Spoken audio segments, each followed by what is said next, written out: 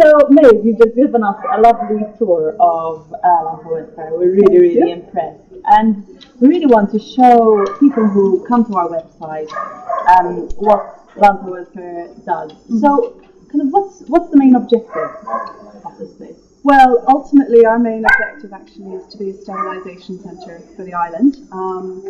That is to control the dog and cat population, and we believe that sterilisation is the most humane way of doing that. The local population have their own ways, which are not always the kindest. So we want to be known as a sterilisation centre first and foremost, as well as a first aid centre for sick and injured animals, because we do have volunteer vets and we have no other vet service on the island. So that's ultimately our aim. We do have about 60 animals in our care, and we're trying to find homes for all of them so that we can focus on that. We think we've probably sterilised about 80% of the island's dogs, but it's a constant job to stay on top of it. It's constant. We have a dog catcher who goes out 3 days a week catching and also mapping areas where we know there are dogs that need to be sterilised, just so we're always staying on top. It would just take a very short amount of time to back off from doing it, and all of a sudden you'd have an explosion of dogs again. Yeah. That's amazing though, 80%. I didn't realise that's so much. It's pretty good. It's pretty good. We've still got a way to go.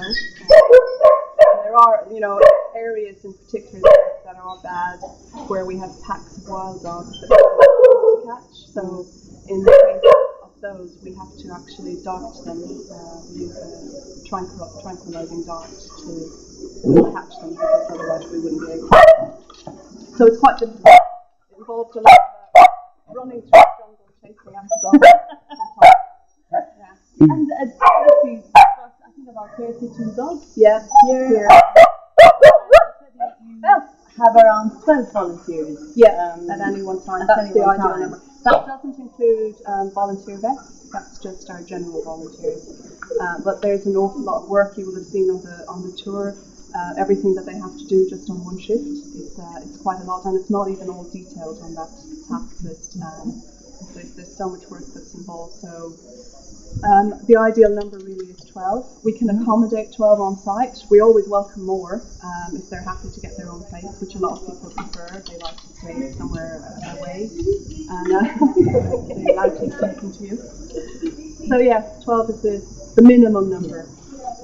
And I mean, I noticed that from our tour that it's extremely well organised, and people will be quite clear about the tasks that they're required to be doing. Yeah. And I know it's not always, sitting down cuddling dogs like we're doing here. We get to do that sometimes. What are the main things that volunteers will be doing? Well, a typical shift, if we say the morning shift, where they start at 7 a.m. And they finish at 1 in the afternoon. First thing they'll do at 7 is feed the animals. So we're talking over 30 dogs and 25 cats. That takes quite a bit of time just in itself. Preparing all the food, and then feeding everyone, both our own animals and animals that are in with us to be treated for various injuries or sicknesses. And then once that's done, all the dogs will be let out of their kennels and into their outdoor areas for the day, and that's when the cleaning starts. So that will be the fun bit. Scrubbing out poop and diarrhea from kennels, and then cleaning out vomit and diarrhea from cat cages. And needs a bit of a strong stomach. Can't be too delicate working here. But the thing is, there's always usually a great team ethic here, and a real sense of sort of team spirit. So if we have 3 or 4 volunteers on a shift, that's the ideal number. And they just arrange amongst themselves, I'll clean the cat cages, you do the kennels, and everyone just works together. And then once the cleaning's all done, it's dog walking time. And in high season, we get a lot of tourists who come to walk dogs, so that helps enormously. Obviously, the volunteers will just have to prepare the dogs and send them out with the tourists for a walk. And they have to give a lot of guided tours as well to visitors in high season. So that's another part of their job. That's sort of a typical morning shift. Yeah. So in a way, people seeing this can come and either volunteer for, I think it's a minimum of a month. Yeah.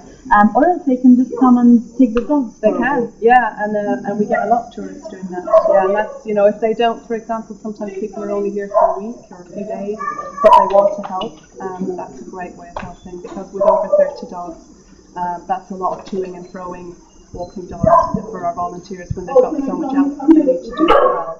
So it really helps when we get people who can do it. One last question is, what do you look for in a volunteer?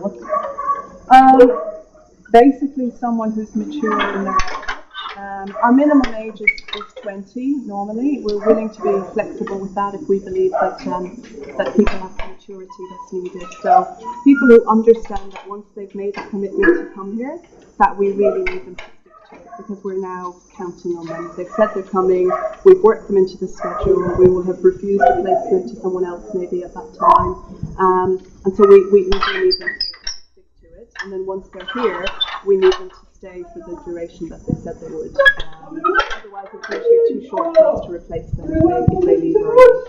So yeah, someone who's mature, someone who's not afraid of hard work, someone who doesn't mind getting really hot, sweaty and dirty all the time, and having dogs jump all over them and lick them. And basically, someone who doesn't mind the nature of the work that I just described, which is, not just cuddling fluffy animals. And one last one, actually. What's the best bit about your work here that you enjoy the most? Do you know, I honestly think the best bit is I'm quite desk bound a lot of the time. I'm sitting at the computer because I deal with so many volunteer applications. When I want a break, I'll come into a dog area like this and I'll just come and sit here, and I just instantly get surrounded by love, basically. You just get surrounded by kisses and wagging tails, and it's just the ultimate de-stressor. A lot of people in offices will go out for a cigarette or whatever. This is 1,000 times better. Yeah, it's really nice. It's going to be very hard to say goodbye to them. That's something our volunteers do find, actually. Saying goodbye to the animals is very difficult. I can imagine. Yeah. Well, thank you so much for showing us around. Thank you guys for visiting.